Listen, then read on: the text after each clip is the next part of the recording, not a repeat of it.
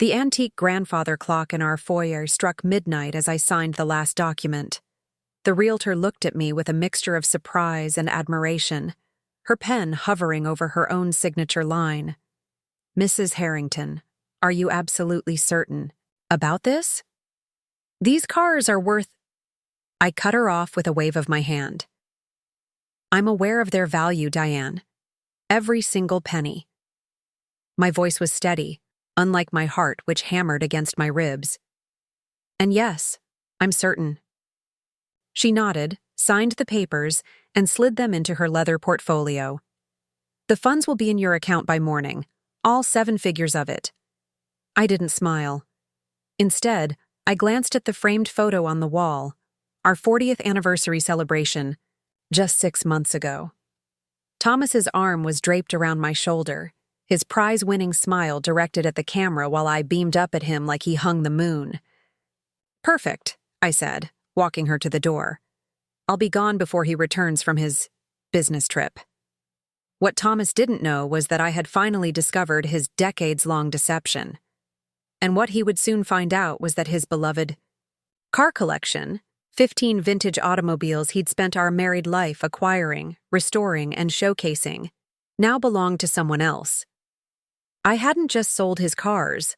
I'd sold the tangible proof of every anniversary, birthday, and Christmas he'd spent more time with his machines than with his wife, and I was about to use that money to finally start living. Before we jump back in, tell us where you're tuning in from, and if this story touches you, make sure you're subscribed, because tomorrow, I've saved something extra special for you. It was an antique Chinese vase that exposed the truth, a delicate blue and white porcelain piece that had been in my family for generations. My grandmother had given it to me on my wedding day, whispering that it would bring prosperity and happiness to my marriage. For 40 years, it had sat on the mantel in our living room, a silent witness to our life together. That morning, I was dusting it as I did every Sunday when the landline rang. Thomas rarely used his cell phone at home. He claimed it was to disconnect from work, but I now know it was to disconnect from me. "Marion, it's me," Thomas said, his voice echoing slightly as if he was in a large, empty space. "I need to stay in Chicago a few more days. The Harrison account is proving more complicated than we anticipated." I cradled the phone between my ear and shoulder, carefully placing the vase back on the mantel. "That's the 3rd extension on this trip, Thomas. You've been gone almost 2 weeks now." I know. But this account could mean partner status. Finally. After all these years, the phrase hung in the air between us. After all these years of marriage, of supporting his career, of raising our 2 children, now grown with families of their own, I still came second to his ambitions. Or so I thought. "All right," I conceded, as I always did. "Call me tomorrow?" "Of course. Love you." The words were automatic, without feeling. I hung up and sighed, staring at the vase. Its blue dragons seemed to be swimming through white clouds, chasing something they could never catch. Much like me chasing the affection of a man who had grown distant long ago, I decided to call our son Jason to see if he and his family could come for dinner. With Thomas gone, the house felt too quiet, too empty. But when I picked up my phone to dial, I noticed an email notification from American Express. "Thank you for your recent purchase at the Grand Palmer Hotel Chicago." I frowned. Thomas and I shared credit card accounts, always had. Transparency in finances had been one of our marriage rules. But Thomas was supposed to be staying at the Marriott for his business trip, his company's preferred hotel chain. I opened the DIT email, expecting to find a mistake. "Your purchase of $527.89 at the Grand Palmer Hotel restaurant has been processed successfully." $500 for a business dinner wasn't unusual for Thomas's position, but something felt off. I opened our credit card app and scrolled through recent charges. There it was again. The Grand Palmer Hotel, but not just the restaurant. A room charge for the past 10 nights. My hands trembled slightly as I set down my phone. Thomas had lied about where he was staying. It could be innocent. Perhaps his company had changed their accommodation policy. But doubt, that insidious feeling, had already taken root. I picked up the vase again, turning it in my hands as I thought. The smooth porcelain was cool against my skin. Then, almost without thinking, I walked to Thomas's home office and sat at his desk. We'd never kept passwords from each other, but in recent years, we'd stopped asking to use each other's devices too. Not out of secrecy, but out of the comfortable indifference that can settle into a long marriage. I opened his laptop and typed in his password, our anniversary date. It still worked. His email opened automatically. At the top of the inbox was a confirmation from the Grand Palmer Hotel, thanking Mr. and Mrs. Thomas Harrington for extending their stay. Mrs. Harrington. But I was Mrs. Harrington, and I was sitting in our home in Connecticut, not lounging in a Chicago hotel suite. I clicked on the email. The reservation showed a deluxe king suite with a city view, complimentary champagne upon arrival, and rose petals service for the first night. Not exactly standard business accommodations.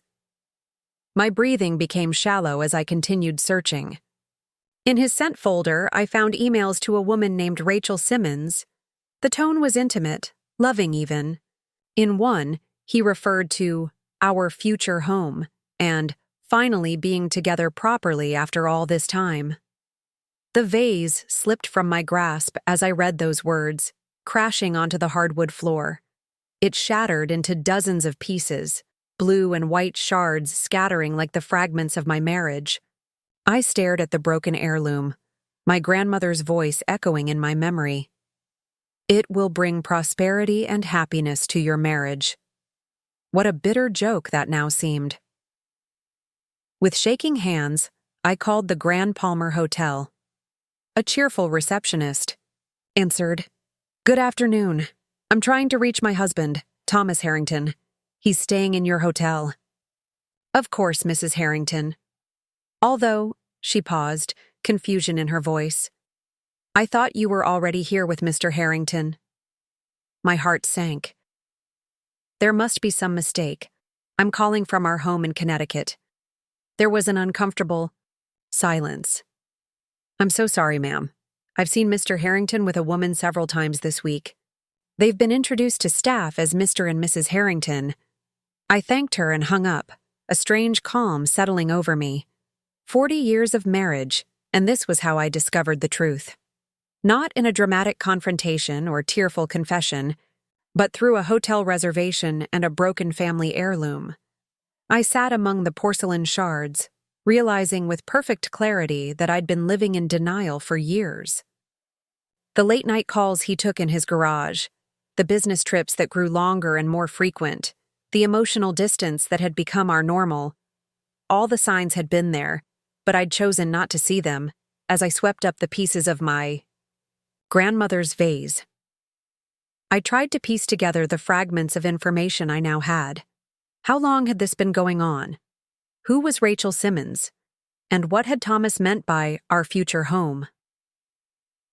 The answers came the next day when I received a call from our family attorney, Philip Bennett.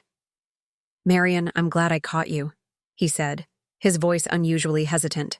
I wanted to speak with you directly before the papers were delivered. What papers, Philip? The listing agreement for your home. Thomas submitted it yesterday. He's put the house on the market. I gripped the edge of the kitchen counter, steadying myself. He's selling our house? Without telling me? Philip cleared his throat. Actually, Marian, he said you were both planning to downsize. He mentioned moving into the city, to Chicago specifically. Chicago, where Rachel Simmons presumably lived, where they had been planning our future home. There's something else, Philip continued reluctantly. He's made inquiries about divorce procedures. Nothing formal yet, but he's been asking questions. After I hung up, I sat motionless at the kitchen table, staring out at the garden I'd cultivated for decades. Every perennial, every shrub, every Tree had been planted with the expectation that I would watch them grow and mature year after year, just like I thought I'd grow old in this house, with Thomas. But now it seemed Thomas had other plans that didn't include me. I walked through the house in a daze, seeing it as if for the first time. The living room where we'd hosted countless Christmas mornings, the dining room where we'd celebrated our children's achievements, the bedroom we'd shared for 40 years. And then I found myself in the garage, Thomas's sanctuary.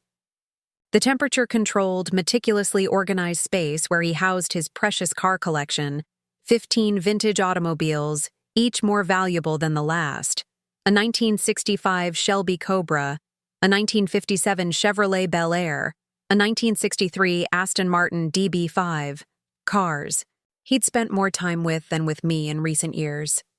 I ran my hand along the hood of the Aston Martin, his favorite. He'd purchased it on our 35th anniversary, claiming it was an investment for our retirement.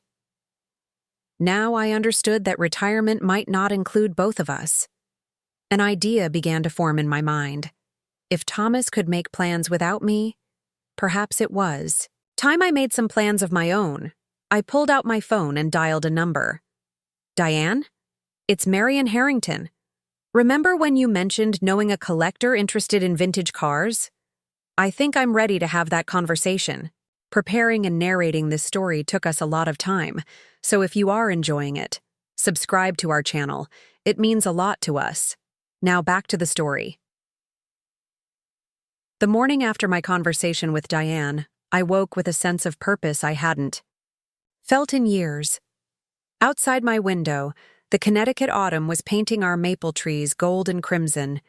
In 2 weeks, those same trees would belong to someone else if Thomas had his way. I reached for the delicate silver chain I wore around my neck, the one that held the spare key to Thomas's garage. He'd given it to me on our 20th anniversary with a theatrical bow, saying, "Now you're the official keeper of my treasures." Back then, I'd thought it was romantic. Now, the irony wasn't lost on me that the only time he'd entrusted me with something precious was when it was made of metal and chrome. My phone chimed with a text from Thomas. Meeting running late, extending stay through weekend. Love you. No questions about how I was doing. No mention of the house he was secretly planning to sell. Just another convenient excuse to spend more time with Rachel. I replied with a simple okay and slipped the phone into my pocket. Then I put on my gardening clothes, faded jeans and a well-worn flannel shirt, and grabbed a large tote bag from the closet. In the garage, I stood for a moment, breathing in the familiar scent of polish and leather.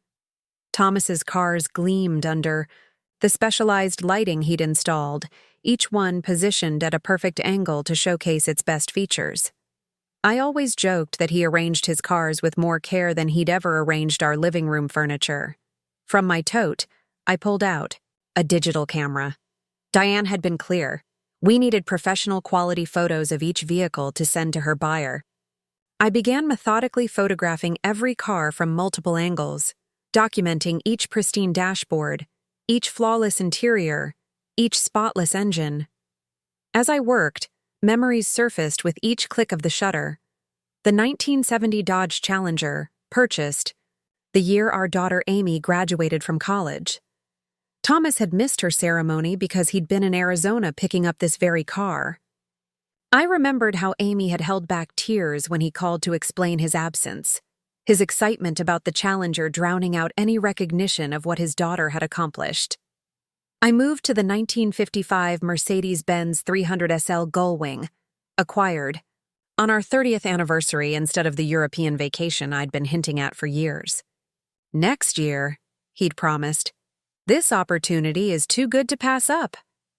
There never was a next year, just more cars, more restoration projects, more weekend car shows where I'd sit on uncomfortable folding chairs while Thomas basked in the admiration of fellow collectors.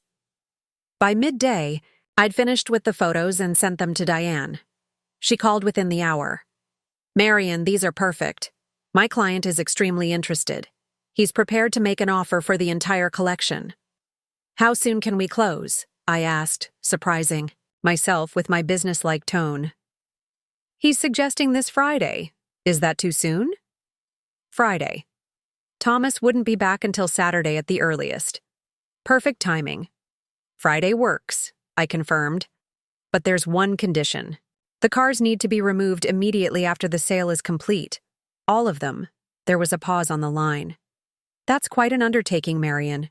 We're talking about 15 vehicles. I understand, but it's non-negotiable. After a moment, Diane replied, I'll make it happen. With the sale arranged, I faced my next challenge. What would I do after? Where would I go? For 40 years, my identity had been inextricably linked to Thomas's, his wife, his supporter, his hostess. The thought of forging a new path alone at 63 was terrifying. I wandered into our home office and opened the bottom drawer of my desk, pulling out a worn leather journal. Years ago, before I'd met Thomas, I'd filled these pages with sketches and notes about places I dreamed of visiting, things I longed to experience. Over time, those dreams had been packed away, like old clothes that no longer fit the life I was living. I flipped through the yellowed pages, smiling at my younger self's ambitions. There I was at 20, dreaming of painting in the lavender fields of Provence, learning to make pasta in a Tuscan kitchen, dancing at a jazz club in New Orleans. On the final page was a faded photograph of a rustic cottage overlooking the Pacific Ocean. I'd torn it from a travel magazine in college, captivated by its weathered blue shutters and wild garden. Underneath, I'd written, "Someday, my sanctuary by the sea."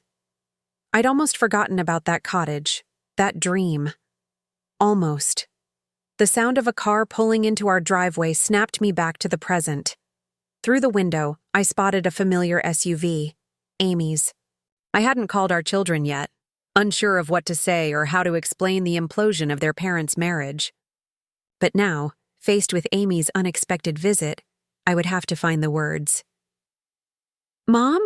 Amy called, letting herself in with her spare key. "Where are you?" I tucked the journal away and went to greet her. At 38, Amy was the spitting image of me at her age. Same chestnut hair, same determined set to her jaw. The only feature she'd inherited from Thomas was his piercing blue eyes. "In here, sweetheart." What a nice surprise.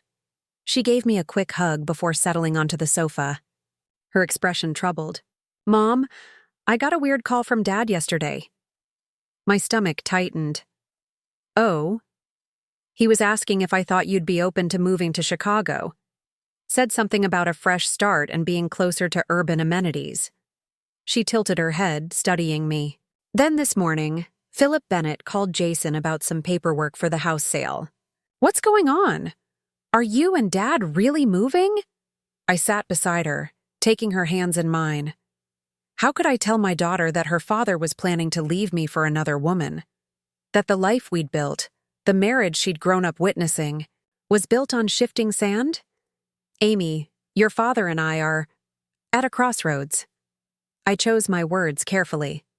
"Thomas has been making some plans that don't include me. Plans with someone else." Her face paled. "Someone else?" "Mom, what are you saying?" I took a deep breath. "Your father is having an affair. Has been for some time, I suspect. He's planning to sell this house and move to Chicago to be with her."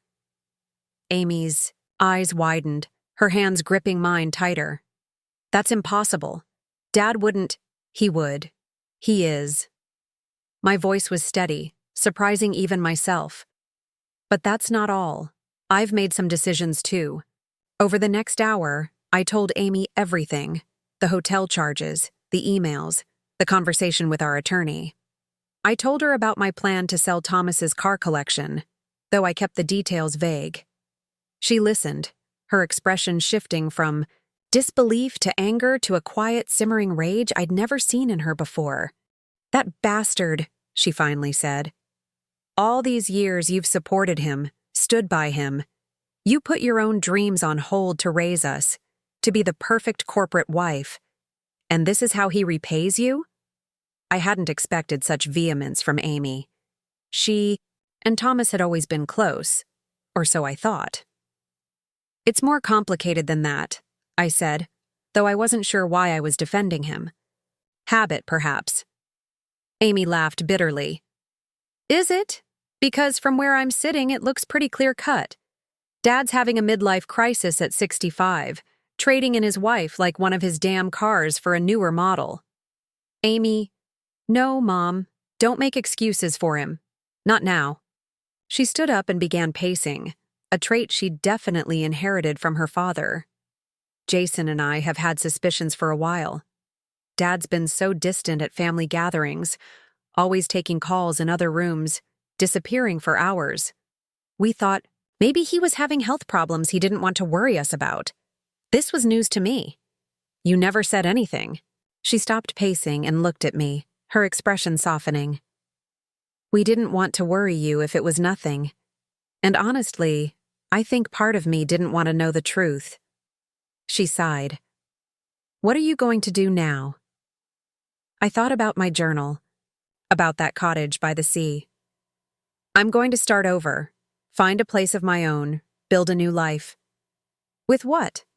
Dad controls all the money, doesn't he?" I smiled for the first time since she'd arrived. "Not for long."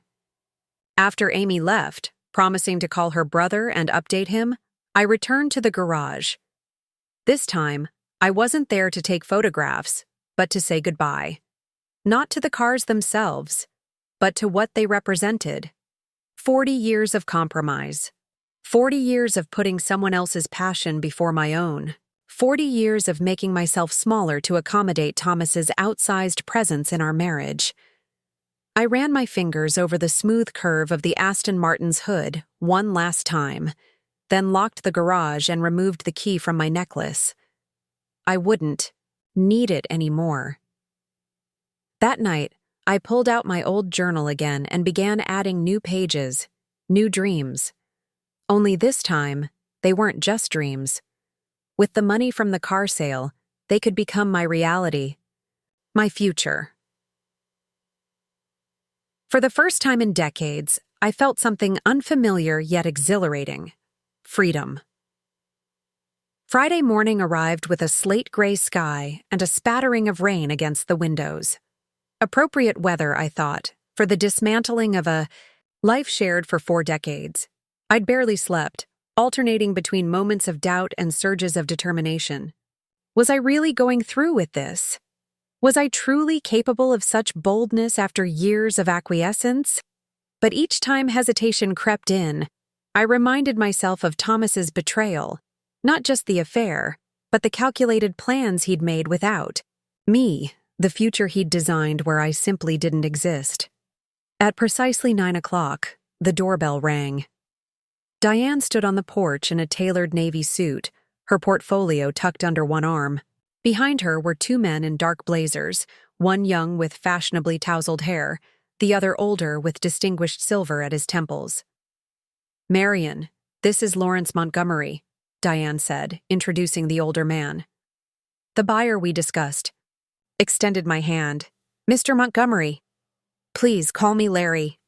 His handshake was firm, his accent distinctly Bostonian. "I've been admiring your husband's collection from afar for years. His 1963 Aston Martin is particularly exquisite." A knot formed in my stomach at the mention of Thomas, but I maintained my composure. "Yes, it's quite something. Shall we get started?" I led them to the dining room, where I'd arranged the necessary paperwork. The younger man, who introduced himself as Larry's attorney, reviewed each document with meticulous attention. While they worked, I excused myself to make coffee, grateful for a moment alone to steady my nerves. In the kitchen, I gripped the edge of the counter and took several deep breaths. There was still time to back out, to call the whole thing off. Thomas would never need to know how close I'd come to upending his precious collection. We could continue as before, him with his secrets, me with my silence. But then my gaze fell on the refrigerator door, specifically on a save-the-date magnet for our neighbor's 50th wedding anniversary celebration. Marshall and Gloria Winters, had been married 2 years longer than Thomas and I, but their marriage couldn't have been more different. Just last month, I'd watched from our porch as Marshall presented Gloria with a small velvet box on a random Tuesday afternoon. "Just because I still fall in love with you every day," he'd said loud enough for me to hear. The pure joy on Gloria's face had stirred something in me, an ache for what Thomas and I had never had, or perhaps had lost somewhere along the way. That memory solidified my resolve. I deserved more than being an afterthought in my own marriage. With renewed determination, I carried the coffee tray back to the dining room. The next hour passed in a blur of signatures and notarizations. When the final document was signed, Larry's attorney slid a certified bank check across the table. $8.7 million, as agreed, he said. "The funds will be available in your account by noon." I stared at the check, momentarily, stunned by the figure. I'd known Thomas's collection was valuable, but seeing the amount in black and white made it tangible in a way the abstract concept of millions hadn't been. "And the cars?" I asked, finding my voice again. Larry nodded. To Diane, "The transport team is waiting for your signal. They're prepared to move all 15 vehicles today, as requested." Diane looked at me, her expression professional but her eyes questioning. "Marion, are you absolutely certain about this timeline?" "Once the cars are removed, I'm certain," I interrupted. "Today, all of them." She nodded and stepped outside to make a call. Within minutes, the quiet of our suburban street was broken by the rumble of engines as a caravan of flatbed trucks and enclosed car transporters turned into our cul-de-sac. I watched from the front window as men in matching uniforms methodically approached our property. Like a well-orchestrated ballet, they began the process of moving Thomas's beloved automobiles from our garage onto the waiting transporters. The neighbors noticed, of course. Barbara Wilson from next door ventured onto her front lawn in her gardening gloves, openly staring. Across the street, Ted Gunderson paused while walking his corgi, his mouth agape as the 1957 Chevy Bel Air, Thomas's pride and joy from their shared high school era, was carefully loaded onto a flatbed. I should have felt exposed, vulnerable, under their curious gazes. Instead, I felt strangely liberated. Let them look. Let them wonder. For once, I wasn't simply Thomas Harrington's dutiful wife. I was Marion Harrington, woman of action. As the last car, the Aston Martin, fittingly, was secured for transport, my phone buzzed with a text from Jason. "Dad just called me about the house sale. Didn't mention anything about Chicago or another woman. Are you sure about this, Mom?" I sighed. Jason had always been the more cautious of my children, the one who needed facts and evidence before forming opinions.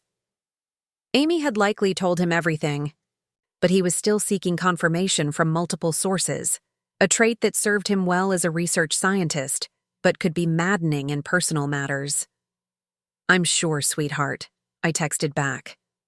"We can talk more when you visit this weekend." Another text came through immediately.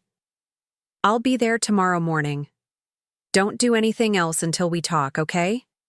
I smiled faintly at his protective tone. "I promise." What Jason didn't realize was that I'd already done the most radical thing I'd ever do. The cars were gone, the money was mine, and now I had decisions to make. After Larry, his attorney, and Diane left, I stood in the empty garage, the cement floor showing rectangular patches where dust hadn't settled thanks to the car's protective presence. The space seemed cavernous now, echoing with 40 years of memories. Thomas tinkering under a hood, excitedly showing me some rare part he'd acquired, hosting his car club buddies for beer and shop talk while I provided snacks and then discreetly disappeared. "Goodbye," I whispered to the empty space, then purposefully shut off the lights and closed the door. Back in the house, I went straight to my closet and pulled out the vintage Hartman luggage Thomas had given me for our 25th anniversary. A gift I'd never used because the exotic vacations he'd promised never materialized. Perfect, I thought. for the journey I was about to undertake. I packed methodically, selecting only items that brought me joy: comfortable yet elegant clothes, a few cherished books, the silver locket that held photos of Amy and Jason as children. From my dresser, I retrieved the small wooden box where I kept my grandmother's jewelry, including her sapphire earrings that matched the blue of the Connecticut sky in October. As I worked, my phone rang continuously. Calls from neighbors I ignored, then finally one from Amy that I answered. "The Wilsons just called Jason," she said without preamble. "They're saying a fleet of trucks came and took all of Dad's cars. Mom, tell me you didn't—" "I did," I replied calmly. "They're sold. All of them." There was a stunned silence. Then, a burst of surprised laughter. "Holy shit, Mom! I didn't think you'd actually do it. What did you get for them?" "Enough," I said, not ready to share the full amount even with my daughter. "Enough to start over." "Dad is going to lose his mind." Amy's voice held a mixture of awe and apprehension. "You know that, right? Those cars were like his children. Perhaps he should have treated his actual children, and his wife, with the same devotion he showed." "Those vehicles," I replied, surprising myself with the edge in my voice. Amy was quiet for a moment. "Where will you go?" I glanced at my open journal on the bed, the page displaying that faded photo of the cottage by the sea. "I'm not sure yet, but somewhere with an ocean view." "Do you want me to come over? Help you pack?" "No, sweetheart. I need to do this part alone." I hesitated, then added, "But I would appreciate if you and Jason could be here tomorrow when your father returns." "Of course," she agreed immediately. "We'll be there. Just be careful, Mom. And call me if you need anything at all." After we hung up, I continued packing, now adding my journal and a small watercolor set I hadn't touched in years. By evening, 2 suitcases stood ready by the front door. I ate a light dinner on the porch, watching the sunset paint the sky in brilliant oranges and pinks, the kind of natural beauty I'd often pointed out to Thomas, only to have him glance up briefly before returning to whatever car magazine or parts catalog had captured his attention. As darkness fell, I did something I hadn't done in years. I poured myself a glass of expensive Cabernet from the bottle Thomas had been saving for a special occasion, put on Ella Fitzgerald, whose music Thomas had always found too melancholy, and danced alone in our living room, moving with a freedom I hadn't felt in decades. Tomorrow would bring confrontation. Tomorrow would demand courage. But tonight was for remembering the woman I used to be and celebrating the woman I was becoming. When I finally went to bed, I slept more soundly than I had in years, lulled by the certainty that for the first time in 4 decades, I was writing my own story. Saturday morning dawned clear and bright, as if the universe itself was illuminating the new path I'd chosen. I was in the kitchen preparing coffee when I heard the crunch of tires on our gravel driveway. Through the window, I spotted Amy's SUV pulling up, followed closely by Jason's sleek Volvo. Perfect timing. At 42, Jason was the spitting image of his father, tall with broad shoulders and Thomas's characteristic strong jawline. But whereas Thomas carried himself with an air of entitled confidence, Jason moved with a thoughtful deliberation that reflected his analytical mind. He was the first out of his car, scanning the property with a furrowed brow before his eyes, landed on the conspicuously empty garage, its doors wide open to reveal the vacant space within. Amy was already halfway to the front door when Jason called out to her, gesturing toward the garage.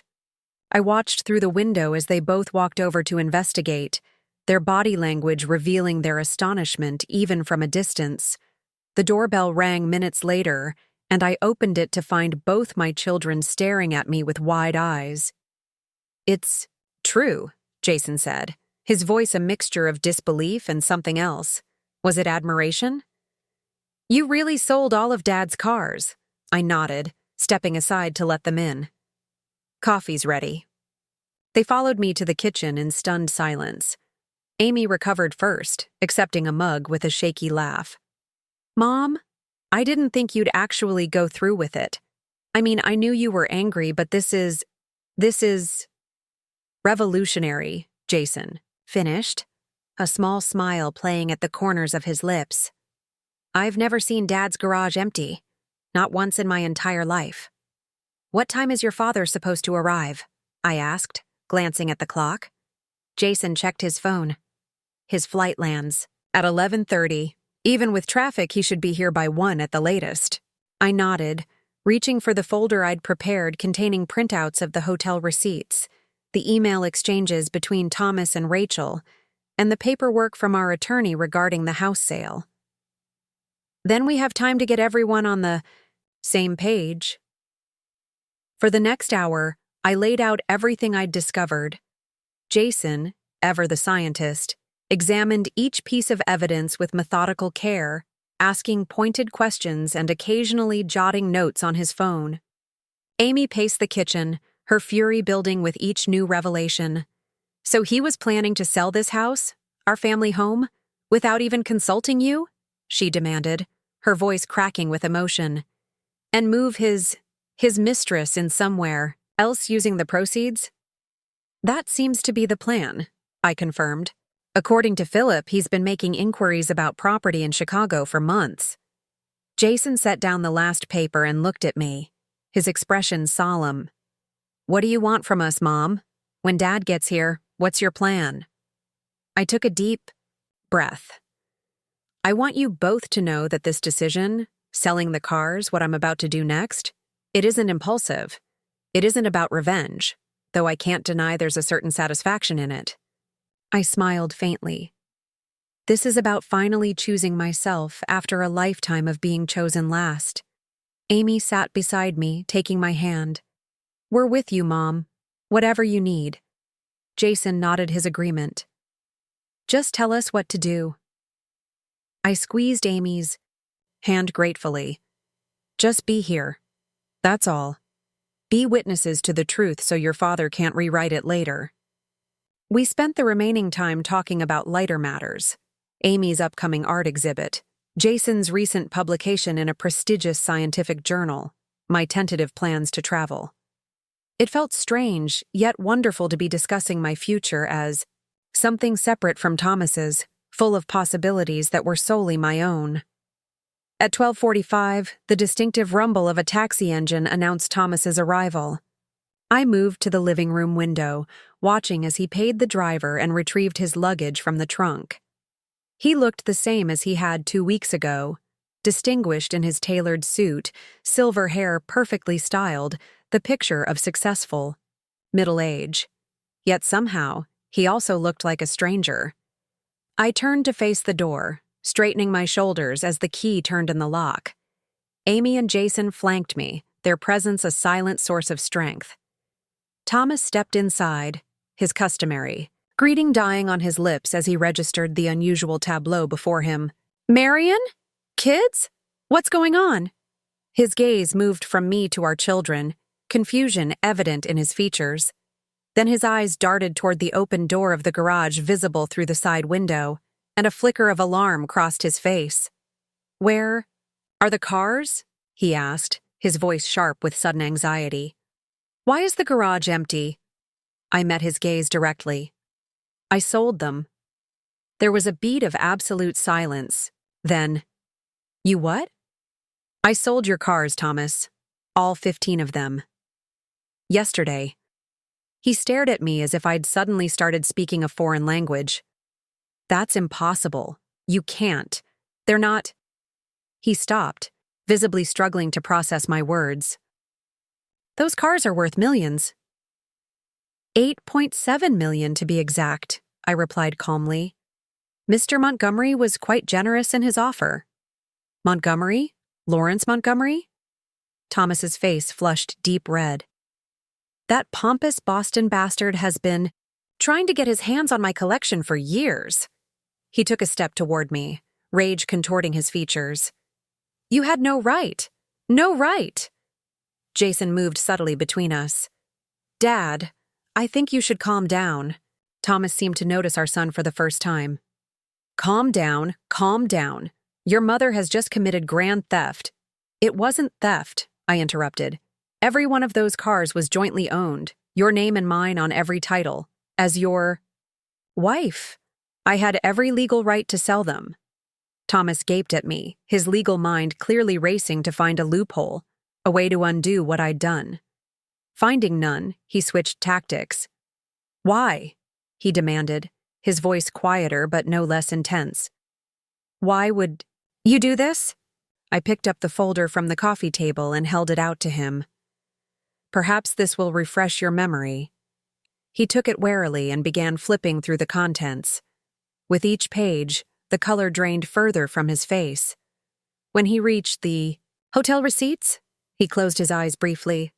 How did you get these? He asked, his voice barely audible. Does it matter? I countered. What matters is that while you've been planning your new life with Rachel Simmons in Chicago, I've been making some plans of my own. Thomas sank onto the sofa, the folder clutched in his trembling hands. For a man who'd always been so in control, so certain of his dominance in our relationship, this sudden reversal had clearly left him unmoored. Marion, we need to talk about this rationally, he began, his lawyer's instinct for negotiation kicking in. Whatever you think is happening, I can explain. Save it, Amy snapped, unable to contain herself any longer. We've seen the evidence. Dad, all of it. The affair, the house sale, the plans to move Mom's retirement fund. It's over. Thomas looked at our daughter, genuine hurt in his eyes. Amy, sweetheart, it's complicated. No, Dad, it's really not, she cut in. You've been cheating on Mom and plotting behind her back. There's nothing complicated about betrayal. He turned to Jason, clearly hoping for a more sympathetic audience. Jason, surely you understand that marriages evolve over time. Your mother and I, we've been growing apart for years. Don't, Jason said quietly. Don't try to rationalize this or make it Mom's fault somehow. Own what you did. Thomas fell silent, the reality of his situation finally seeming to sink in. His carefully constructed plans were falling apart. His secret exposed, his prized possessions gone. When he finally spoke again, his voice was hollow. What happens now? I picked up my purse from the side table. Now I leave. His head snapped up. Leave? Leave where? That's no longer your concern, I replied. The money from the cars is in my personal account. I've already spoken with Amanda Pierce about representing me in the divorce. Thomas blanched at the name.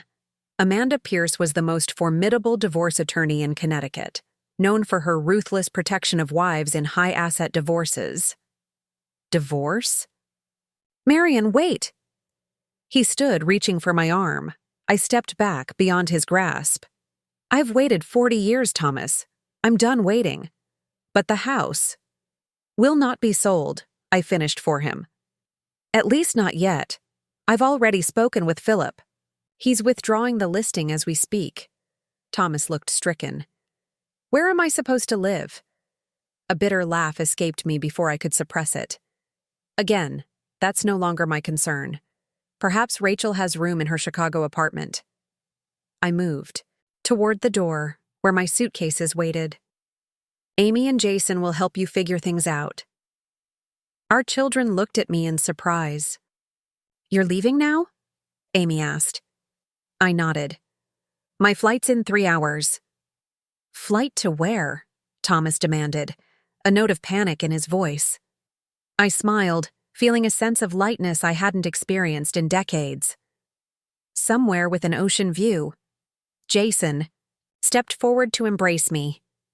Call when you land, he murmured in my ear. And remember, you don't owe him any explanations anymore. Amy hugged me next, her eyes bright with unshed tears.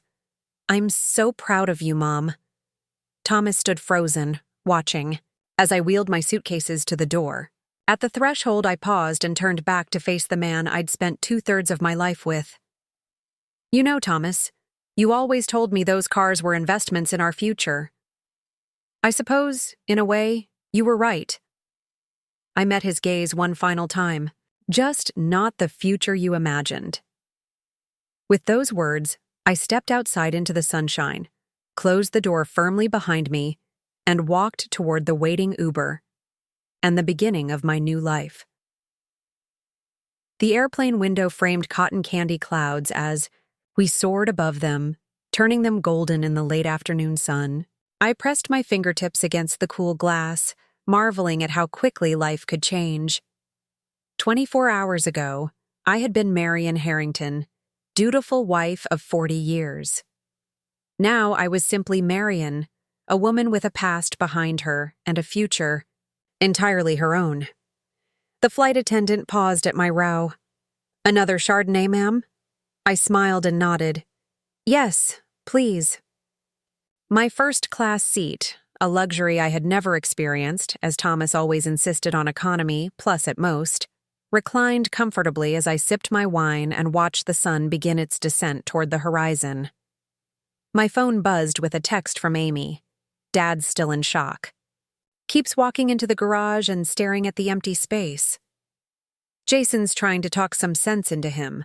We're both fine. Worry about yourself for once. Love you. I put my phone on airplane mode and closed my eyes, allowing myself to drift. For decades, the rhythm of my life had been dictated by Thomas's needs, his schedule, his priorities. The sensation of being untethered from those obligations was both terrifying and exhilarating. When the plane touched down in San Diego, 3 hours later, I felt the first flutter of uncertainty. The practical aspects of my plans suddenly loomed large. I had a rental car reservation and a hotel booking for the next week. But beyond that, my future remained thrillingly, and somewhat frighteningly, blank. The rental car, a sleek blue convertible, felt like another small rebellion. Thomas had always insisted on practical sedans, dismissing convertibles as midlife crisis cars. I lowered the top despite the evening chill, and let the coastal air tangle my hair as I drove north along the Pacific Coast Highway toward my hotel in La Jolla.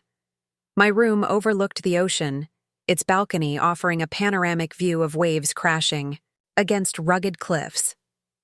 I ordered room service, another small luxury Thomas would have deemed wasteful, and ate on the balcony, watching as stars began to punctuate the darkening sky. After dinner, I opened my laptop and logged into my bank account. The funds from the car sale had cleared, the balance so substantial it hardly seemed real. With careful management, this money would sustain me comfortably for the rest of my life. I spent the next morning meeting with a financial advisor recommended by Amanda Pierce, my divorce attorney. Nancy Gallagher was a no-nonsense woman in her mid-50s who specialized in helping women secure their finances after divorce. "You've made a bold move, Marian," she said after I explained my situation. "Most women in your position wait until after the divorce settlement." "I was tired of waiting," I replied simply. She nodded, a hint of approval in her expression.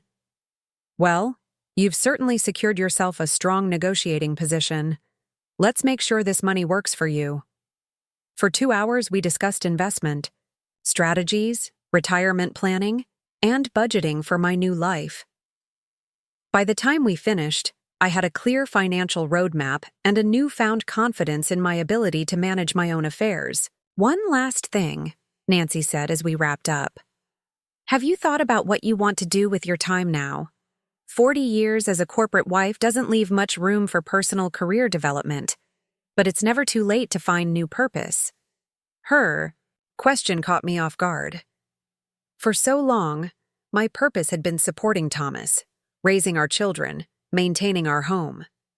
The concept of defining myself by my own interests and passions felt foreign, yet tantalizing. "I used to paint," I said after a moment, "before I got married, and I've always loved architecture and interior design." Nancy smiled. "Southern California has a thriving arts community, and with the housing market here, design skills are always in demand." She closed her portfolio. "Just something to think about." The next few days passed in a pleasant blur of exploration. I drove up and down the coast, stopping at small beach towns, art galleries, and local cafes. I collected real estate brochures, not with any concrete plan to buy, but simply to enjoy the freedom of possibility. On the fourth day, I found myself in the small coastal community of Del Mar. The village-like downtown with its upscale boutiques and oceanfront restaurants charmed me immediately. On a whim, I followed signs for an open house, winding up a hill to a modest-sized cottage perched on a bluff overlooking the Pacific. The moment I stepped through the front door, a strange sense of déjà vu washed over me.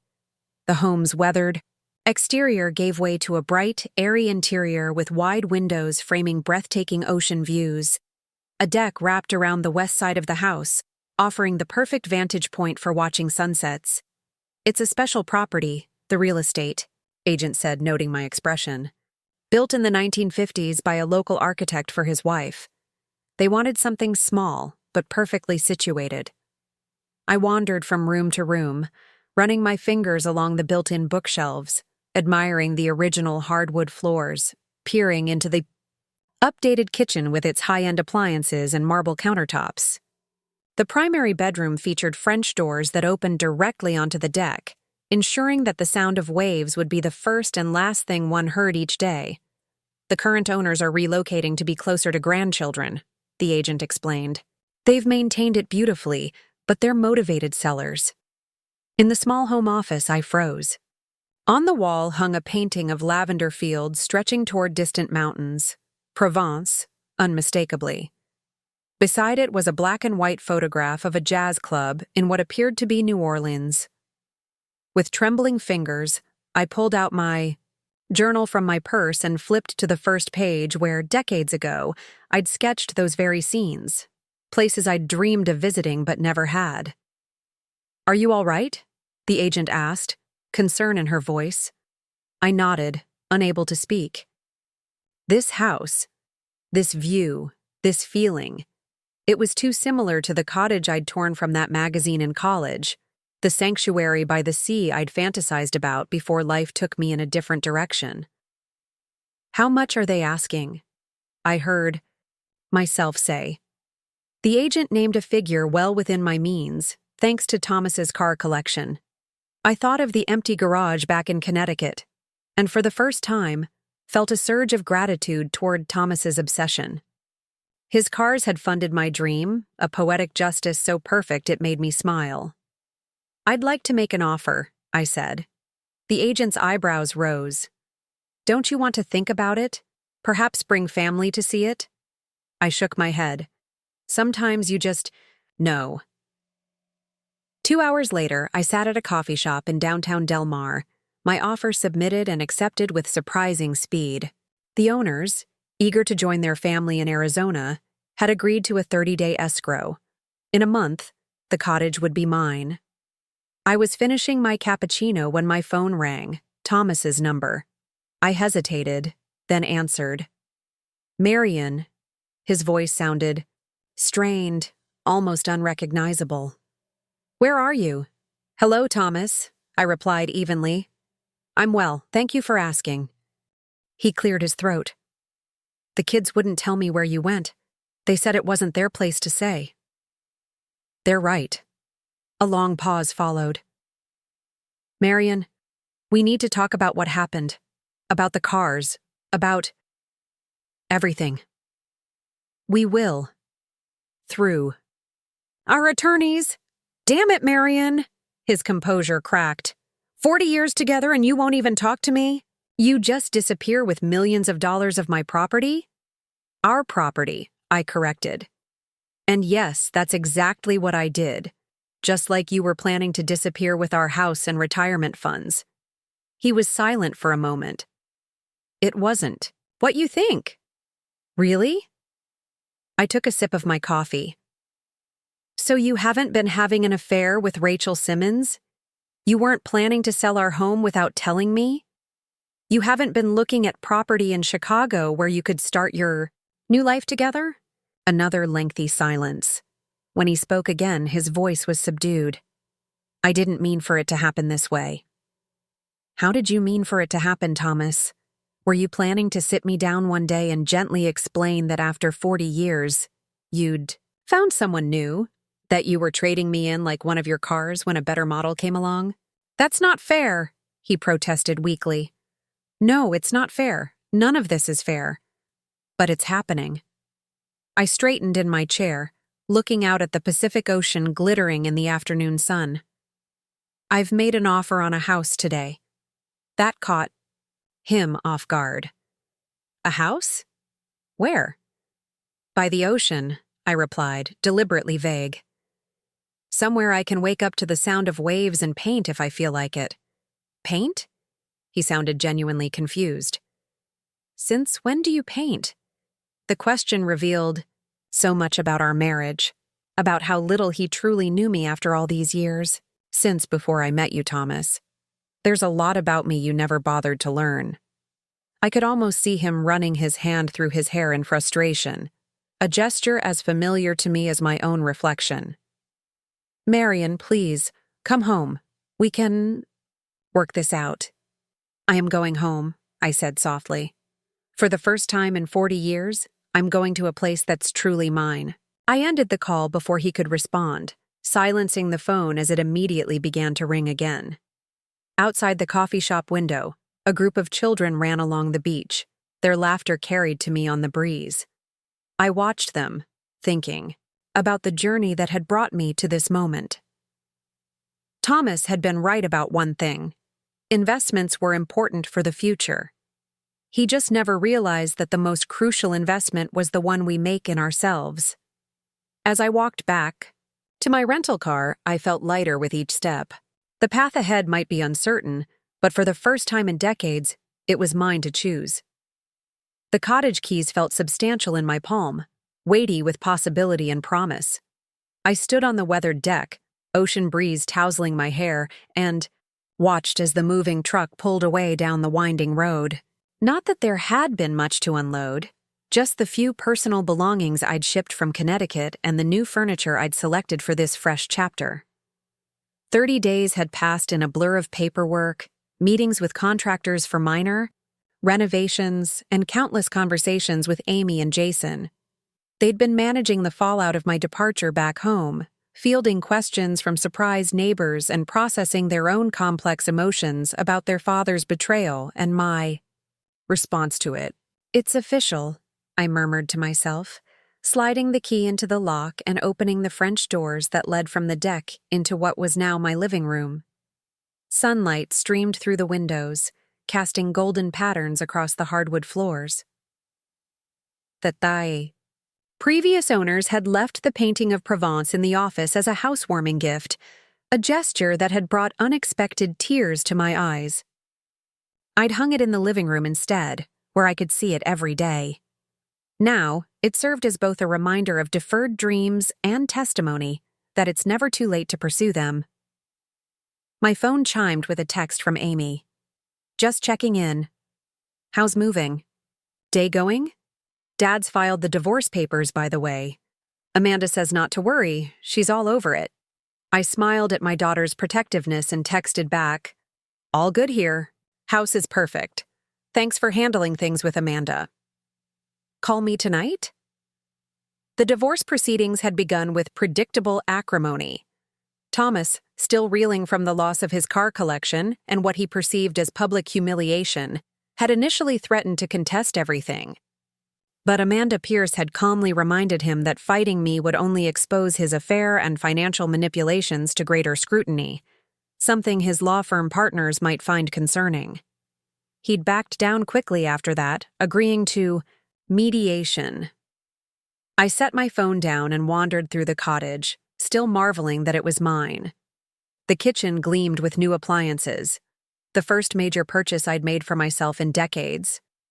The bedroom was serene in shades of seafoam and sand, the bathroom newly renovated with a soaking tub positioned to view the ocean through a privacy window. But it was the sunroom at the back of the house that had truly captured my heart. Bathed in natural light from three sides, it had been marketed as a potential home office. The moment I'd seen it, I'd known it would be my studio. Now, an easel stood in the center, surrounded by neatly organized art supplies, high-quality paints, brushes, and canvases that I'd carefully selected from a local art store. I ran my fingers over the brushes, arranged by size in a ceramic holder. When was the last time I'd held a paintbrush? Before Jason was born, certainly. Perhaps even before Amy. Thomas had never explicitly discouraged my artistic pursuits, but his dismissive comments about hobby painters and the inconvenience of having art supplies cluttering our meticulously designed home had been enough to make me quietly pack away that part of myself. A knock at the front door interrupted my thoughts. Opening it, I found a woman about my age standing on my porch, holding a plant in a decorative pot. "Welcome to the neighborhood," she said warmly. "I'm Eleanor Whitman. I live in the blue house just down the hill." "Marion," I replied, extending my hand. "Marion Harrington. Please come in." Eleanor stepped inside, her eyes widening appreciatively as she took in the ocean view through the living room windows. "You chose a gem," she said, handing me the plant. "Peace lily. They're nearly impossible to kill, which I figured might be helpful during a move." I laughed, genuinely touched by the gesture. "Thank you. Would you like some coffee? I can't promise it'll be good. I'm still figuring out the new machine." "I'd love some," Eleanor accepted, following me to the kitchen. "So, where did you move from?" "Connecticut," I said, measuring coffee grounds. "A complete change of scenery." "East Coast transplant, We get a lot of those. What brought you all the way to California?" The question was innocent enough, but it gave me pause. How much of my story was I ready to share with a stranger? Yet something about Eleanor's straightforward demeanor invited honesty. "A fresh start," I said finally. "After 40 years of marriage, I discovered my husband was planning to leave me for another woman.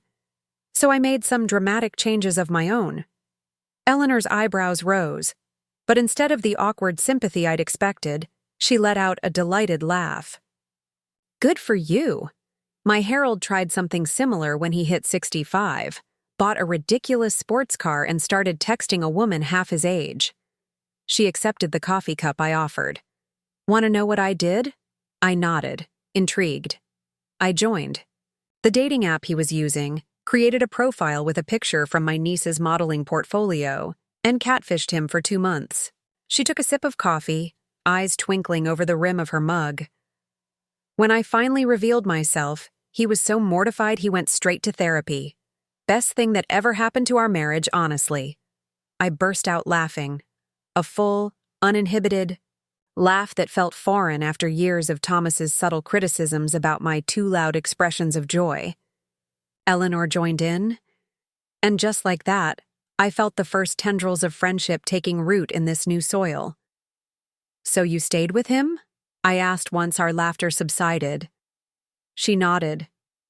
46 years now, but it was close.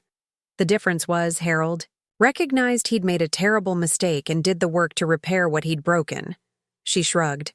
"Not every marriage can be saved, of course, and not every marriage should be." "No," I agreed quietly. "Sometimes ending things is the healthiest choice." Eleanor stayed for nearly an hour, filling me in on neighborhood details, which days the farmers' market operated, which local restaurants were worth trying, the name of her trusted handyman. Before leaving, she invited me to join her book club, which met monthly at rotating members' homes. "We're reading Joan Didion next month," she said. "But honestly, we spend more time drinking wine and gossiping than discussing literature." After she left, I felt a curious mixture of exhaustion and exhilaration.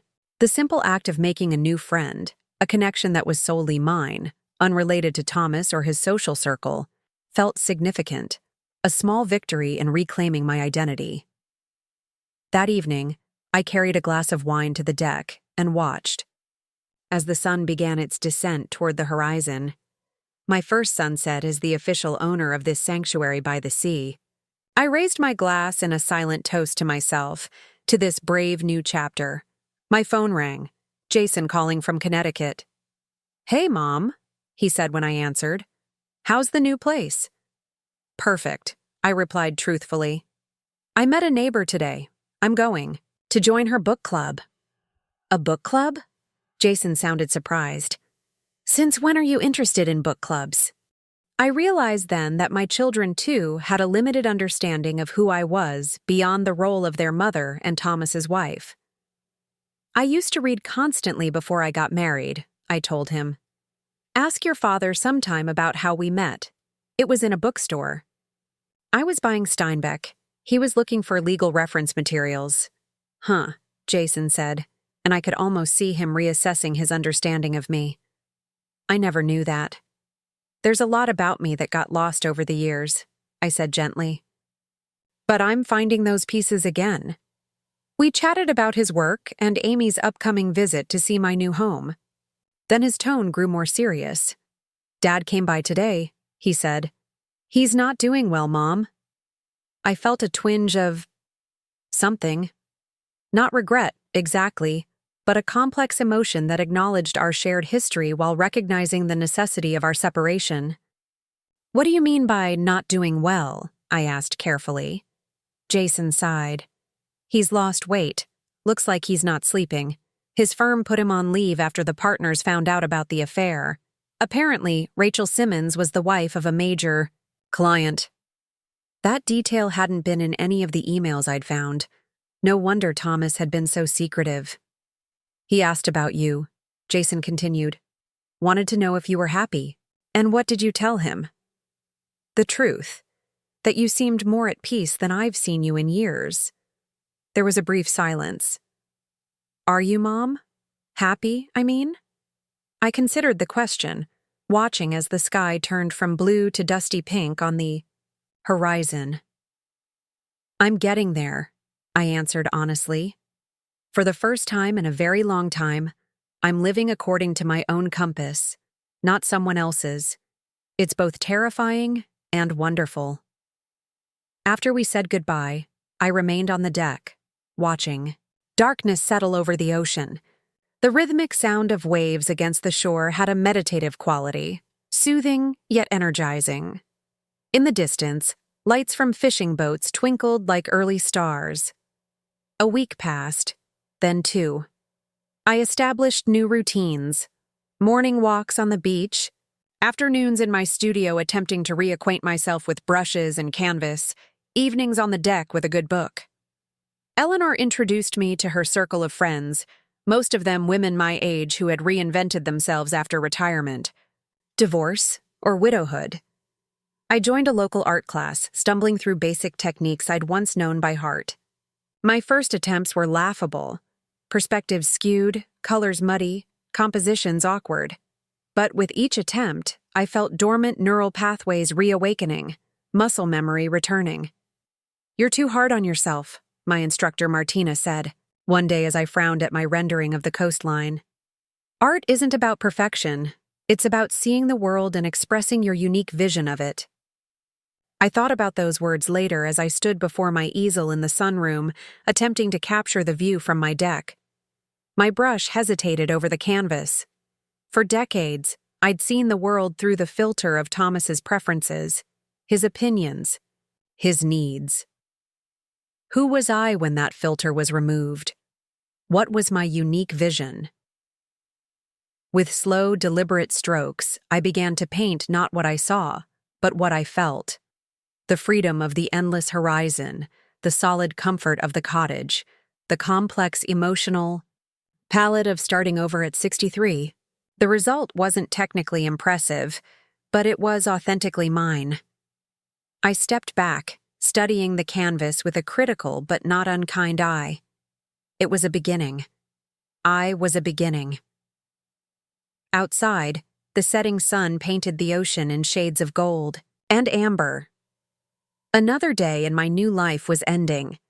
Tomorrow would bring another opportunity to discover who Marian Harrington truly was, beyond the roles that had defined her for so long. "Mom, this place is incredible," Amy exclaimed, dropping her suitcase in the entryway and rushing toward the windows. The photos didn't do it justice at all. I smiled, watching my daughter take in the panoramic ocean view with wide-eyed appreciation. After 2 months in my new home, I sometimes caught myself taking the beauty for granted. Seeing it through, Amy's fresh perspective reminded me of how fortunate I was. "The guest room is down the hall," I said, picking up her bag. "There's a small balcony off the bedroom where you can have your morning coffee." Amy followed me, her gaze darting around, absorbing every detail of the cottage. "I can't believe how different this is from our house in Connecticut. It's so... you." I paused, key in hand at the guest room door. "What do you mean by that?" She shrugged. "I don't know exactly. It's just, the house back home always felt like Dad's domain, you know?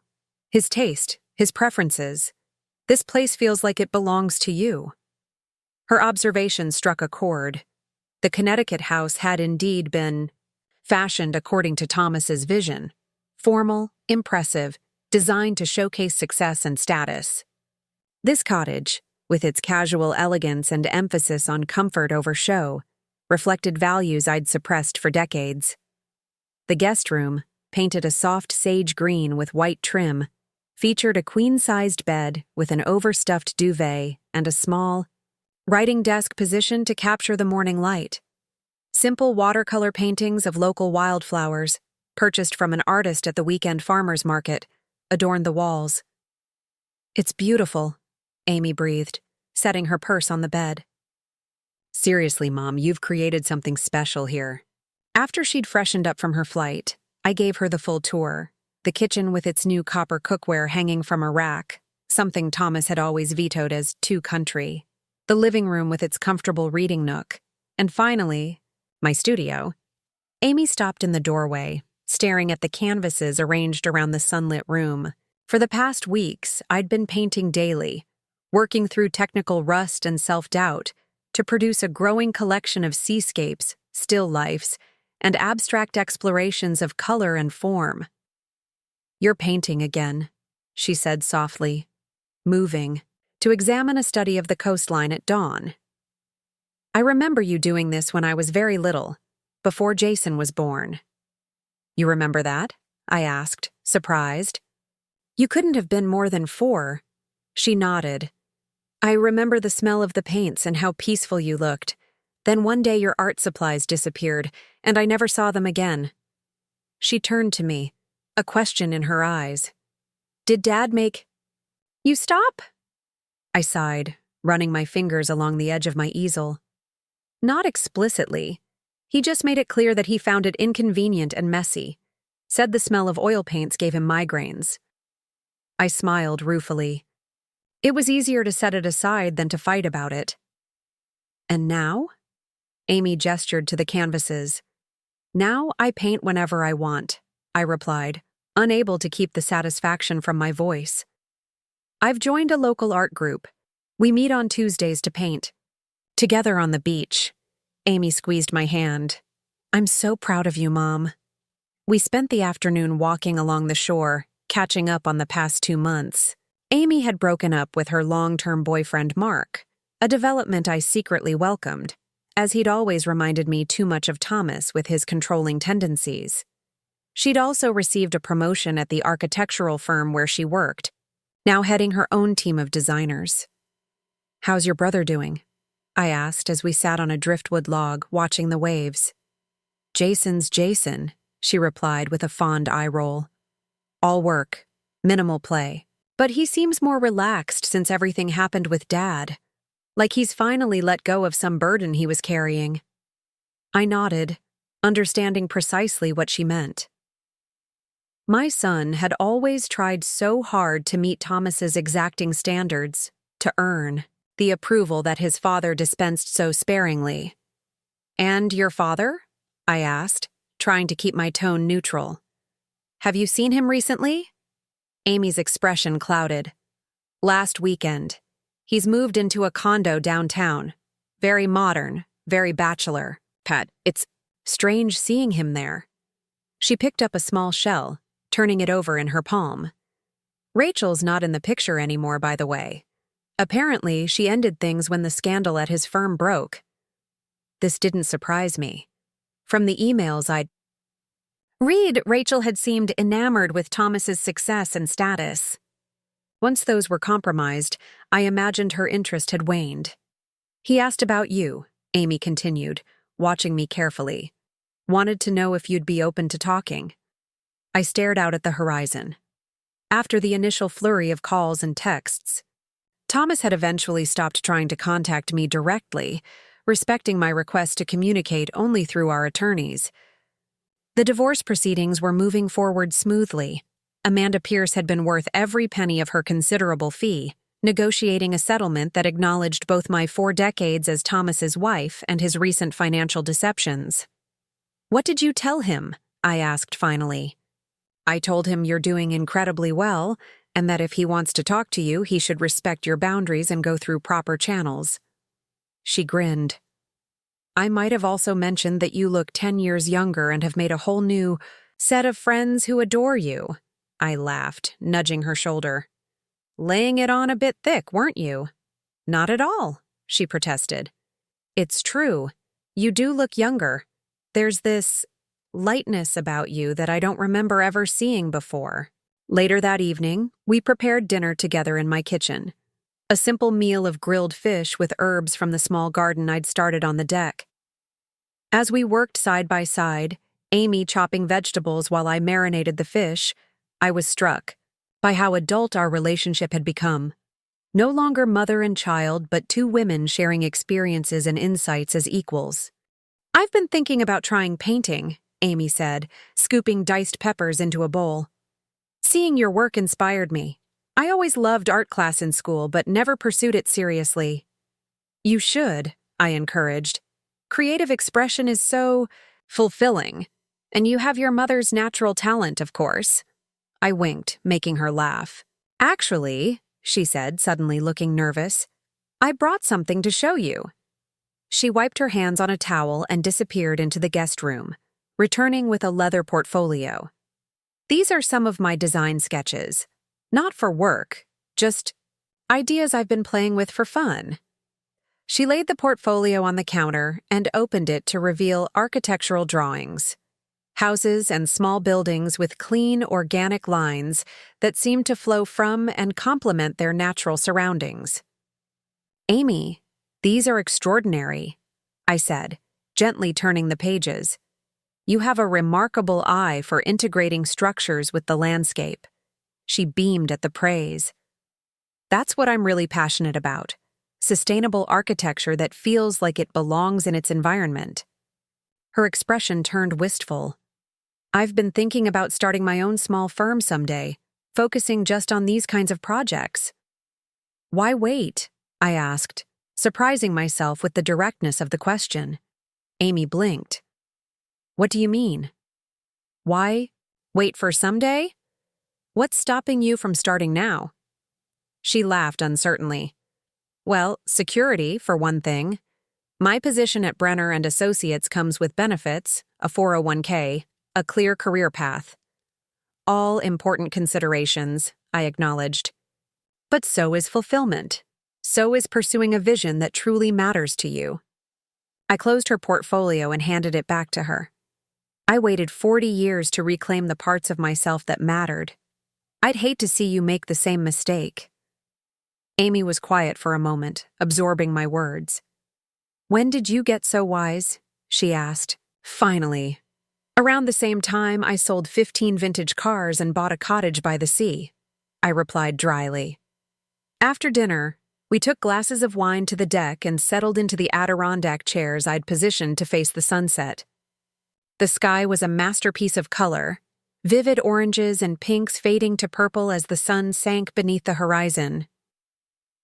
"I've been offered a new position," Amy said suddenly, breaking the comfortable silence between us. "A smaller firm in Portland that specializes in eco-friendly residential design.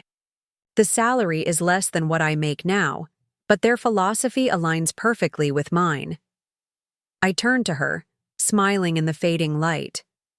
"And what are you going to do?"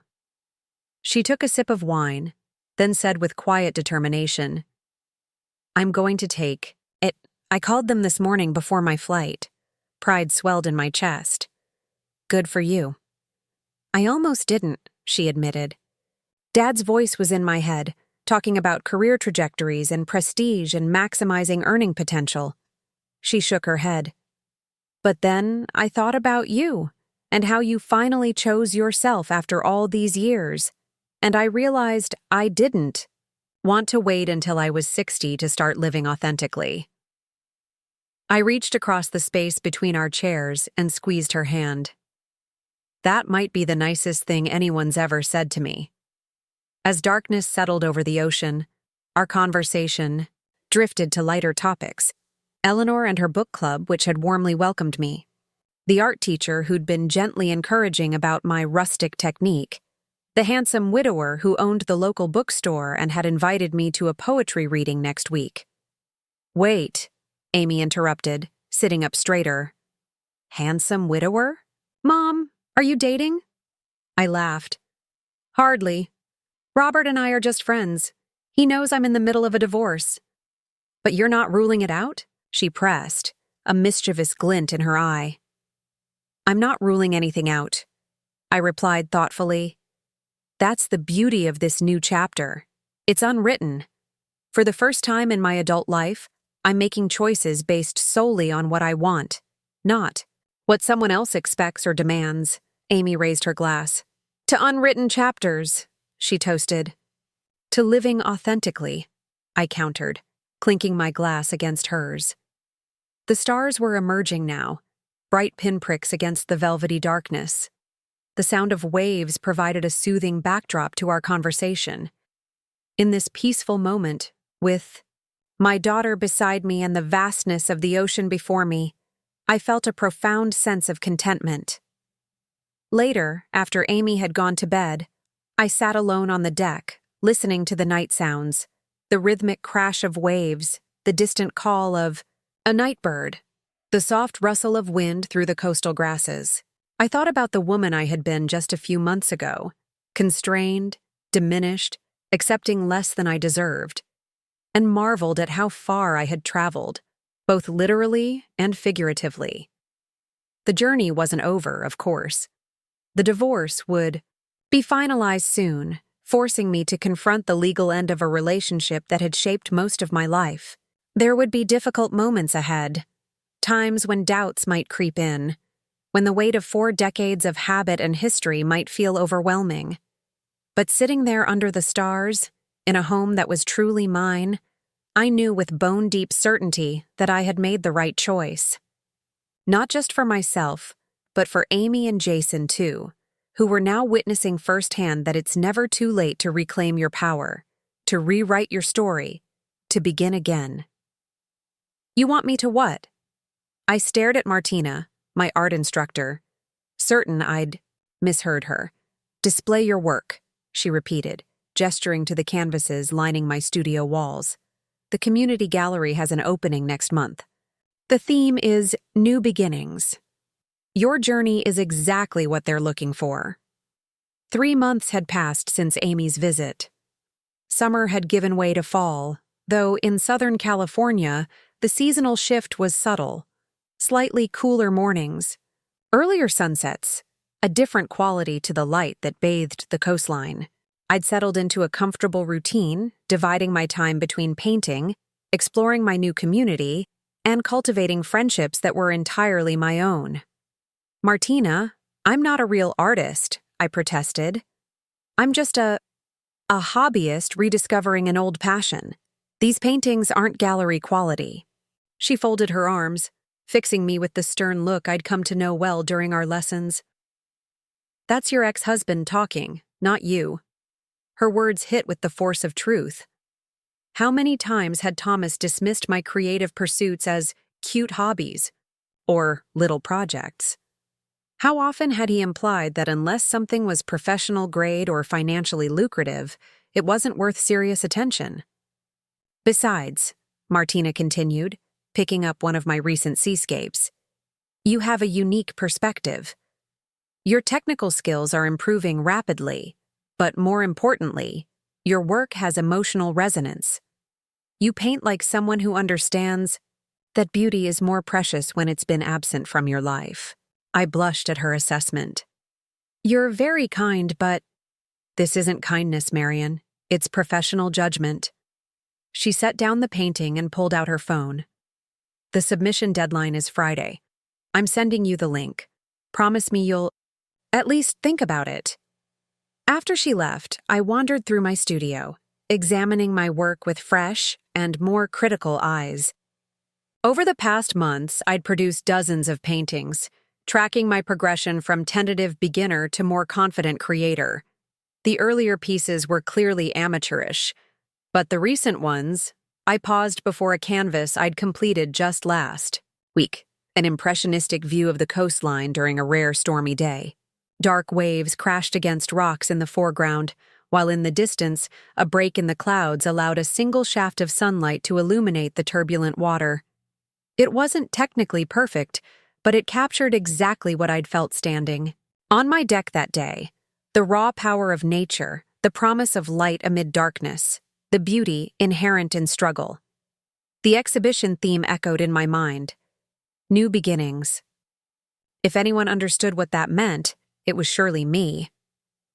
With a deep breath, I picked up my phone and clicked the link Martina had sent. Before I could reconsider, I uploaded images of 5 paintings and completed the submission form.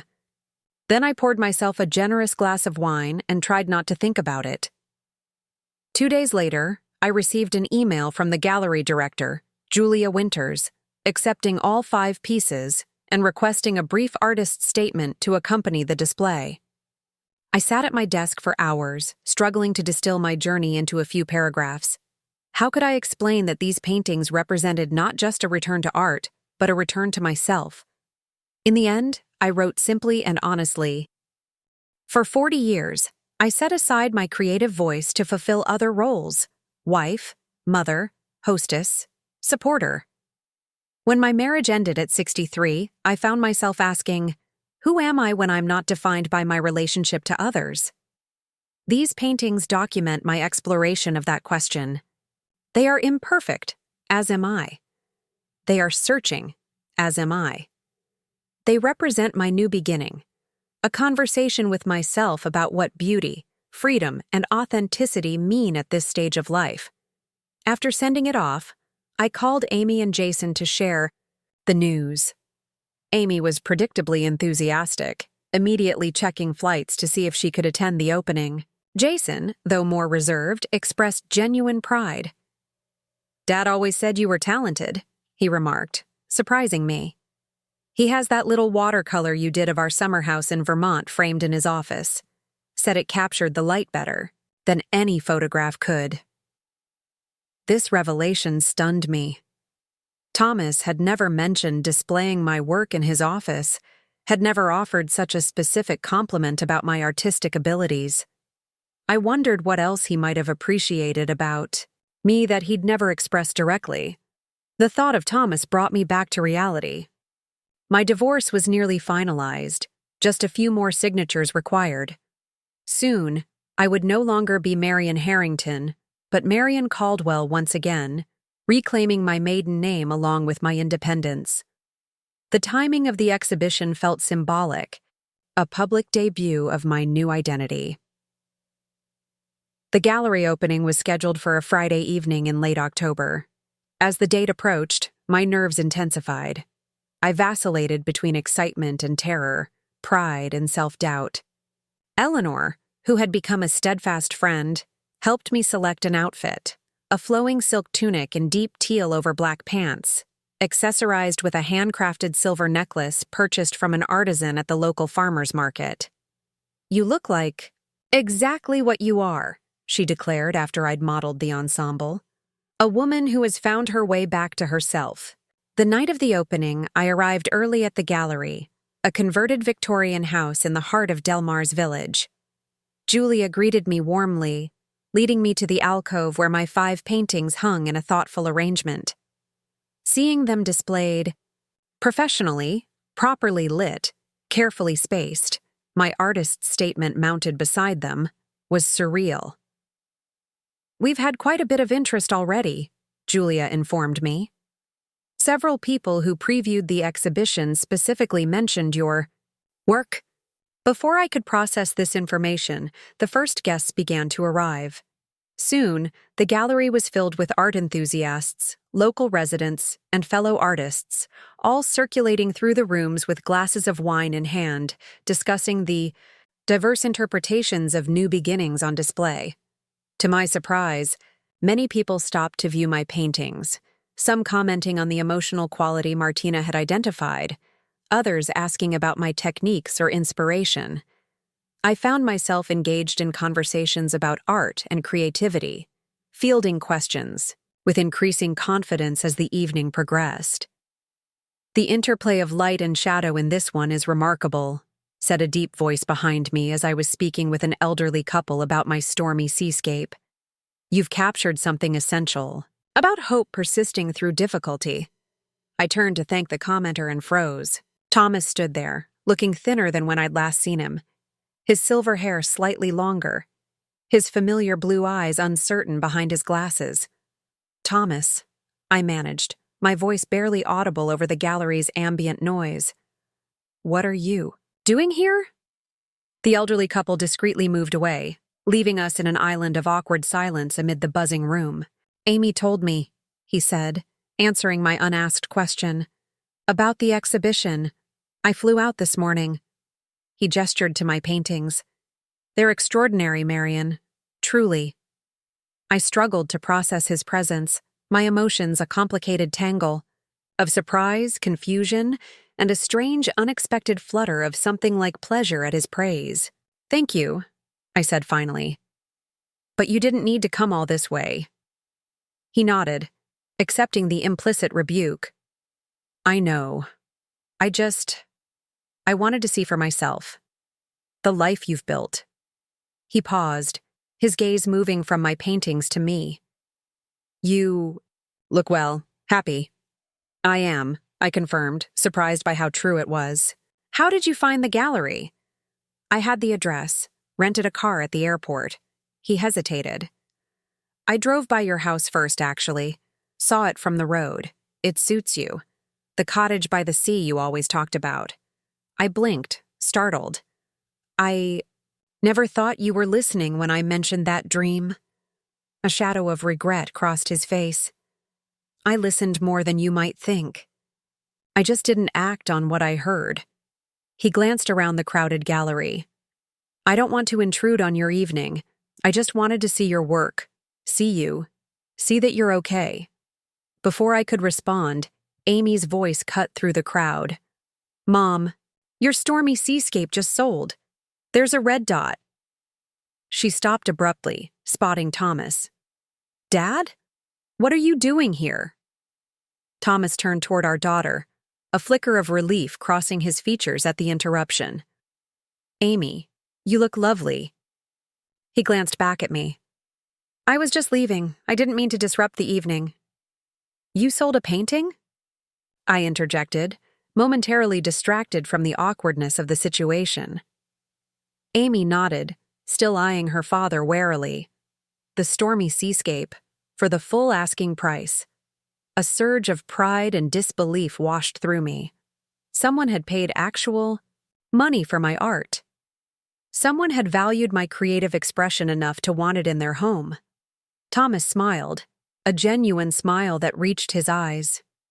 "Congratulations, Marion. The first of many, I'm sure." The sincerity in his voice caught me off guard.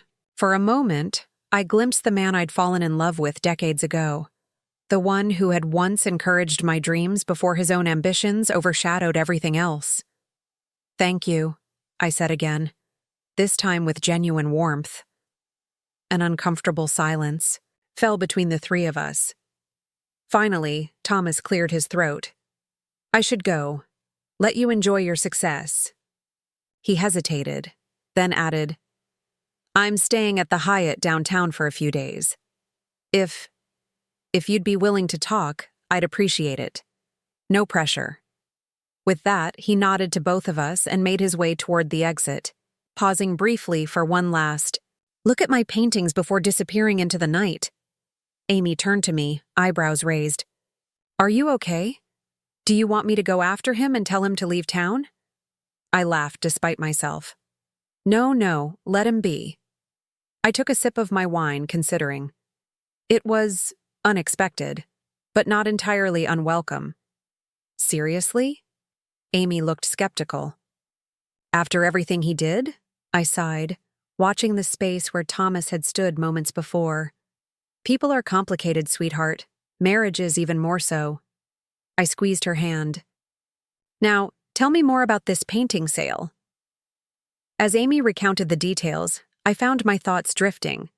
Thomas's appearance had rattled me, but not in the way I might have expected. There was no surge of anger, no rekindling of pain. Instead, I felt a curious sense of closure, as if seeing him here, in my new world, had finally allowed me to integrate the past with the present. Later that night, after the exhibition had ended with 2 more of my paintings sold, I sat on my deck under a blanket of stars. The ocean whispered its eternal rhythm against the shore, a constant reminder that life continues to flow forward regardless of our personal dramas. Thomas was in San Diego. He wanted to talk.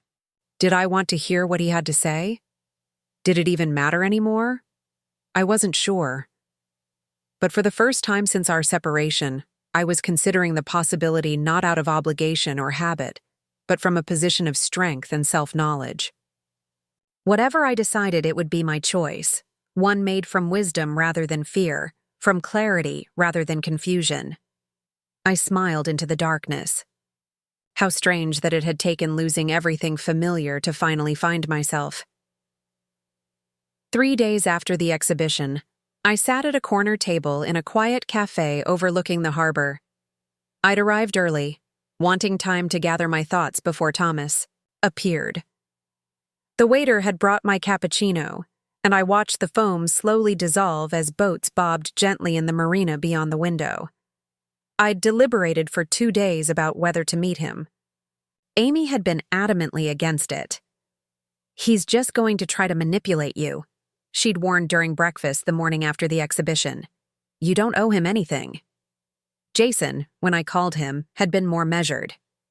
"Trust your instincts, Mom. You've made good decisions so far." In the end, curiosity won out. Not about rekindling what we'd lost. That door had firmly closed, but about understanding. After 40 years together, perhaps we both deserved some closure that couldn't be achieved through lawyers and legal documents. I spotted Thomas before he saw me, standing at the cafe entrance, scanning the tables. He looked different somehow. The confident posture that had been his hallmark was gone, replaced by a subtle uncertainty that seemed foreign on his frame. He'd lost weight, as Jason had mentioned, his tailored shirt hanging slightly loose at the collar. He caught sight of me and approached, a tentative smile lifting the corners of his mouth. "Marion, thank you for agreeing to meet." I gestured to the chair across from me. "Please, sit." Thomas settled in, ordering black coffee when the waiter appeared. An awkward silence stretched between us until both of us spoke simultaneously. "You're looking well. How long are you in town?" We stopped, and I couldn't help the small laugh that escaped me. "You go first," I offered. Thomas nodded, his hands clasped tightly on the table. "I meant what I said the other night. You look well. California agrees with you." "Freedom agrees with me," I corrected gently. He winced but nodded. "Fair enough." He took a deep breath. "Marion, I owe you an apology. Many apologies, actually, but I'll start with the most important one. I'm sorry for betraying our marriage, for planning to leave without being honest with you, and for taking you for granted for decades." The directness of his apology caught me off guard. I'd expected justifications, perhaps even subtle blame-shifting, tactics Thomas the attorney had perfected over years of practice. This straightforward acknowledgement of wrongdoing was new. "What happened with Rachel?" I asked, curiosity getting the better of me. Thomas grimaced. "She ended things when my firm put me on leave. Turns out she was more interested in my position and income than in me." He shook his head ruefully. "I can't blame her, really. I wasn't exactly modeling integrity and commitment. And now? Your job? I've been reinstated, but demoted. No longer partner track material when you've been caught having an affair with a client's wife. He smiled wryly. It's been humbling. Our coffees arrived, creating a brief interlude in the conversation. I studied Thomas over the rim of my cup, noting the new lines around his eyes, the vulnerability that had replaced his usual self-assurance. The house sold, he said after a moment. I couldn't maintain it on my reduced income. It went to a young family with 3 children. They're already planning to convert my office into a playroom. I smiled at the image. Good. That house should have children's laughter in it. Indeed. He took a sip of his coffee. I'm in a condo now. Much smaller, but it's enough for one person. He hesitated. I brought something for you, actually. From a leather portfolio I hadn't noticed, he withdrew a small framed watercolor, the Vermont painting Jason had mentioned, the one Thomas had kept in his office all these years. I thought you might want this back, he said, sliding it across the table. It belongs with the artist. I picked up the frame, studying the faded watercolor I'd painted nearly 35 years ago. It depicted the lakeside cabin we'd rented for a summer vacation when the children were young. A simple A-frame surrounded by pine trees, morning mist rising off the water. I'd forgotten how much I'd loved that place, how at peace I'd felt there. You really kept this all these years? I asked, touched despite myself. Thomas nodded. It was always my favorite. You captured something essential about that summer. It was one of the few times I remember feeling truly present, not thinking about work or the next case or career advancement. I remember, I said softly. It had been a rare period when Thomas had actually disconnected from the office, when we'd spent lazy days swimming and hiking, evenings playing board games with the children instead of entertaining colleagues or clients. Setting the painting down, I studied my former husband with new eyes. Why did you come to California, Thomas? Really? He was quiet for a long moment, gathering his thoughts. When I heard about the exhibition, something clicked. You're building a whole new life. Finding your passion, making friends, creating beautiful things. Meanwhile, I'm rattling around an empty condo, realizing that everything I thought mattered, the career, the status, the possessions, none of it fills the void. He met my gaze directly. I came because I needed to see who you are now, who you've become without me holding you back. His honesty caught in my throat. You weren't always holding me back, I said, surprising myself by defending him. We had good years, Thomas, good memories. We did, he agreed, but somewhere along the way I stopped seeing you. Really seeing you. I started viewing you as an extension of myself, a supporting character in my story, instead of the lead in your own. He shook his head regretfully. I never asked what you wanted, what dreams you had. I just assumed you were content with the life I'd designed for us. I took a deep breath, feeling a weight I hadn't realized I was still carrying begin to lift. I let you make those assumptions, I admitted. I could have spoken up, insisted on my own needs, my own dreams. Instead, I went along with everything, becoming smaller and quieter until I almost disappeared. Thomas reached across the table, not quite touching my hand. We both failed each other in different ways, but you've found your way back to yourself. That's why I wanted to see you, to tell you how much I admire what you've done, how brave it was. Brave? I echoed, surprised by his choice of word. Incredibly brave, he confirmed. To start over at our age, to build something new from the ashes of what was lost. The Marion I knew 30 years ago, the one who painted that watercolor, who had such a clear eye for beauty, she's back. But stronger now. Wiser. We fell silent, the weight of 4 decades together hanging between us, the joy and pain, the love and disappointment, The shared history that could never be erased, only recontextualized. "What happens now?" Thomas asked finally, echoing the question he'd posed the day I left. I smiled, feeling a sense of peace settle over me. "Now we finish our coffee, say goodbye, and continue on our separate paths." No chance of... He let the question trail off, already knowing the answer. "No," I said gently. "That chapter is closed, Thomas, but I'm glad we had this conversation. I think we both needed it." He nodded, acceptance in his eyes. "The divorce papers are ready for final signatures. Amanda sent them to my lawyer yesterday." "I know. I'll sign them when I get home today." We finished our coffee, talking of lighter things: Jason's recent research breakthrough, Amy's new job in Portland, mutual friends back in Connecticut. It was strange how easily we fell into the rhythms of familiar conversation, like muscles remembering a dance long after the music had stopped. When it was time to leave, we walked together to the parking lot.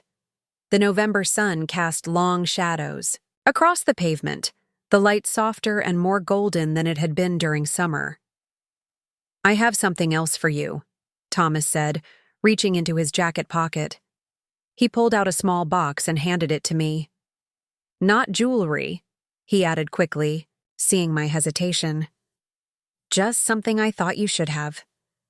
I opened the box to find a key, not just any key, but the silver one I'd worn on a chain for years, the key to his garage.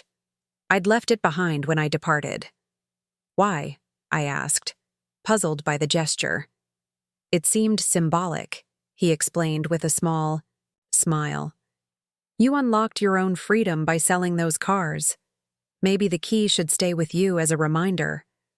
I closed my fingers around the cool metal, surprisingly moved by his insight. "Thank you. I think I'll hang it in my studio." We stood facing each other, 40 years of shared life between us, now coming to its formal end. "Goodbye, Marion," Thomas said softly. "Be happy. You deserve it." "You too, Thomas," I replied, meaning it. "I hope you find what you're looking for." He nodded, then turned and walked to his rental car. I watched him drive away, feeling neither regret nor longing, just a quiet acceptance that some chapters must end for others to begin. 6 months later, I stood on my deck, watching the sunset paint the sky in brilliant hues of pink and gold. My cottage had fully become home, each room reflecting my tastes, my preferences, my vision. The garage key hung in my studio, mounted in a shadow box alongside the first dollar I'd earned from selling a painting. Symbols of endings and beginnings. The divorce had been finalized without drama, the last legal. Tie to my old life severed cleanly. Thomas had returned to Connecticut, and according to our children, was making efforts to rebuild his relationships with them, showing an interest in their lives that had sometimes been lacking before. As for me, I'd found my rhythm in this new life. My paintings were now displayed in 2 local galleries, selling steadily if not spectacularly. I'd begun teaching a weekly art class for seniors at the community center, sharing the joy of creative expression with others who, like me, were discovering or rediscovering their artistic voices later in life. Eleanor appeared at my side, handing me a glass of wine. "Penny for your thoughts," she said, settling into the chair beside mine. I smiled at my friend. "Just reflecting on how much can change in a year." "Speaking of change," she said, "Robert asked about you at book club yesterday. Wanted to know if you'd be at the poetry reading on Friday." I felt a small flutter at the mention of the bookstore owner who had become a steadfast friend and, increasingly, something more. "I'll be there," I confirmed. "We're having dinner afterward." Eleanor raised an eyebrow. "A date?" "Maybe," I acknowledged, with a smile. "We're taking things slowly." "As you should," she approved. "There's no rush at our age. The joy is in the journey." The journey.